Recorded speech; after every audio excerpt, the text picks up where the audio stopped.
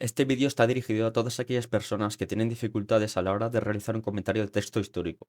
En él voy a intentar aclararos cómo hacer cada uno de los apartados que nos suelen pedir de cara al examen del selectivo. Hay varias formas y estructuras correctas de realizar un comentario de texto histórico.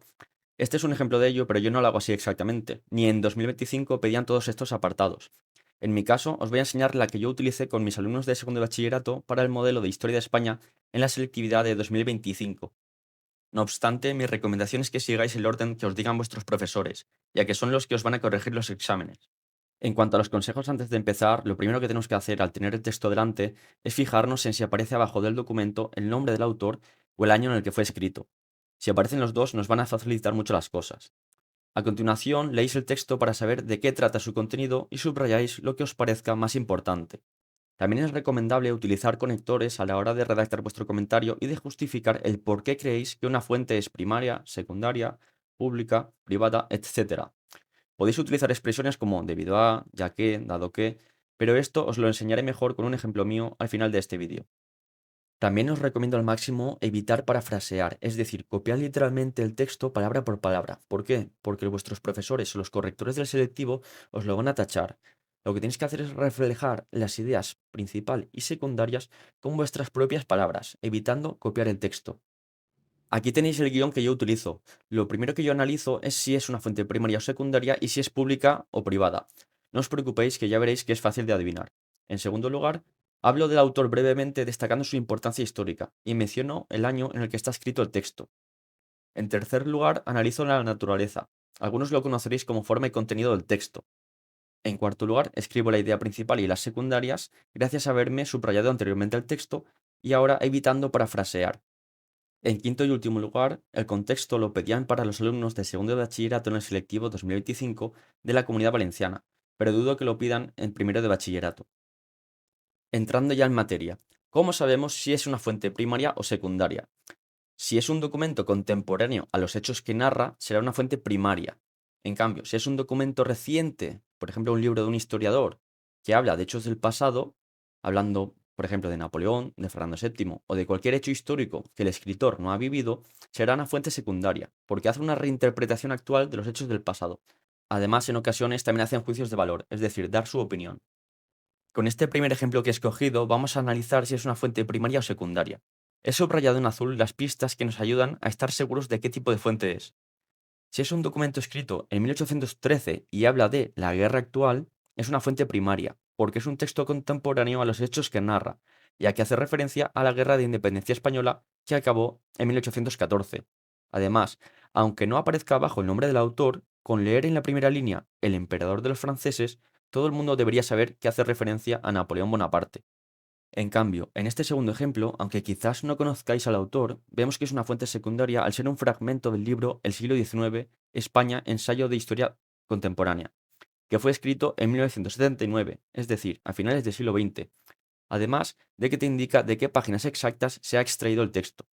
También he subrayado en azul los juicios de valor o interpretaciones que hace el autor, como la frase ha sido la maldición de España. En cuanto a la fuente pública o privada, ¿cómo sabemos si el destinatario es público o privado? Tenéis que pensar en los motivos que tiene el autor a la hora de escribir este texto.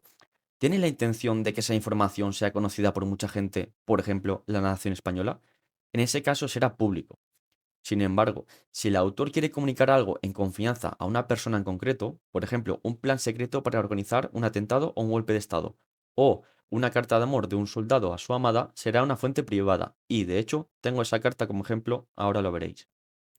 En este nuevo ejemplo podemos ver que la autora del texto es María Cristina de Borbón y habla de la muerte de su marido, Fernando VII, que falleció en 1833. Por lo tanto, fijándonos en la fecha del documento, sabemos que es una fuente primaria. Además, como pone que está dirigido a la nación, no cabe duda de que es una fuente pública.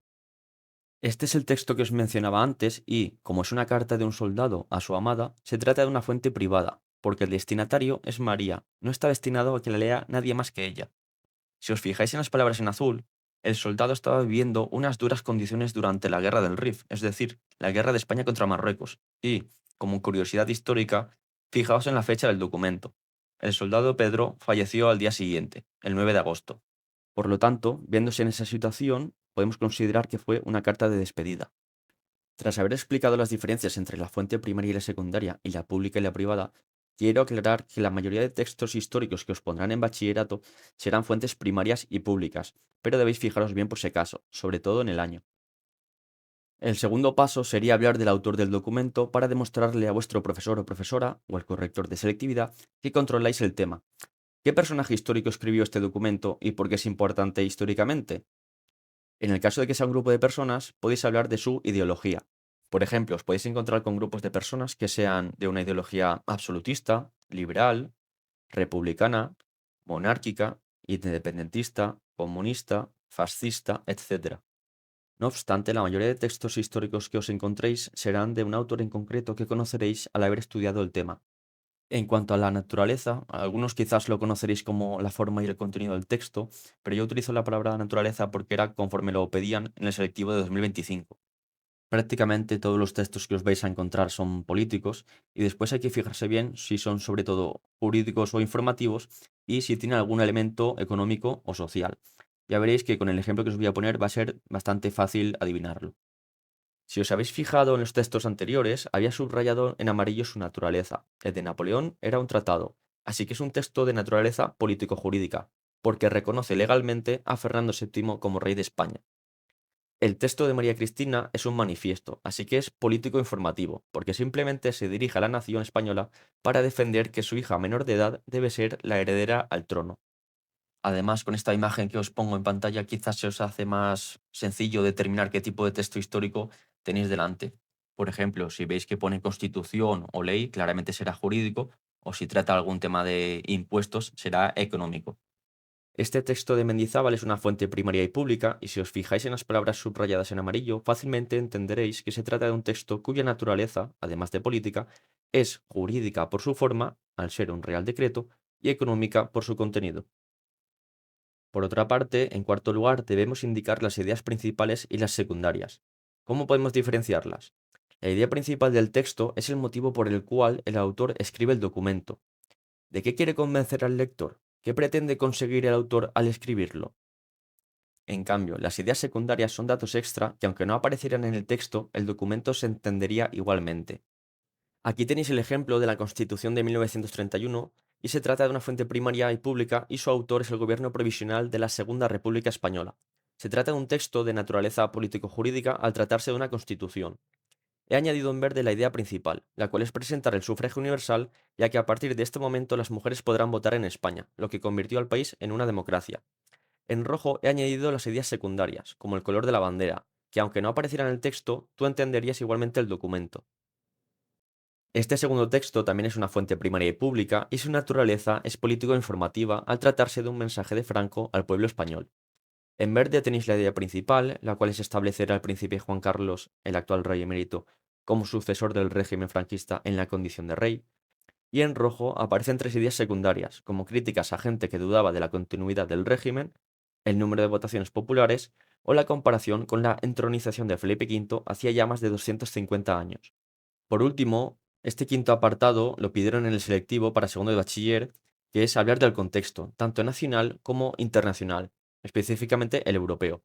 Aquí lo que debéis hacer es extenderos y demostrar al examinador que controláis todo el temario de los años cercanos a la fecha del documento. Por último, os dejo con dos comentarios de texto hechos por mí, el de María Cristina y el de Franco, por si queréis tenerlos como guía pausando el vídeo. Mi recomendación es que utilicéis conectores para expresaros y que justifiquéis vuestros argumentos como os he indicado al principio del vídeo. Esto ha sido todo, muchas gracias por ver el vídeo, espero que os haya gustado, que os sea de utilidad y sobre todo que tengáis mucha suerte en esta etapa de bachillerato.